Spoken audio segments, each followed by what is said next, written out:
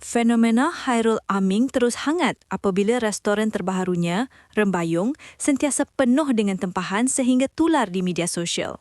Rembayung mengamalkan polisi tempahan sepenuhnya tanpa walk-in. Menariknya, seorang lelaki yang berjaya mendapatkan slot untuk 4 orang mengajak orang asing melalui threads untuk makan bersamanya kerana hadir seorang diri. Hasilnya, sekumpulan individu dari Sabah, Sarawak dan Kuala Lumpur bertemu buat pertama kali dan menjadi kawan baharu di Rembayung sekaligus mencuri perhatian Hairul Aming. Inilah grup paling interesting hari ni. Abang ni dapat reservation tapi dia tak tahu nak datang dengan siapa.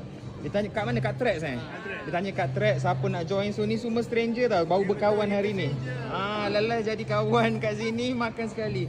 Baguslah mengeratkan silaturahim di Rembayung. Terima kasih bang. Makanan okey? Sedap. Alhamdulillah. Okey, ramai kawan sikit salam. Waalaikumsalam. Ni dekat mana? Daripada Sabah kan? Sarawak. Sabah. KL. KL. Berkawan ada orang hari ni. Okey, selamat menyambut selera. Terima kasih.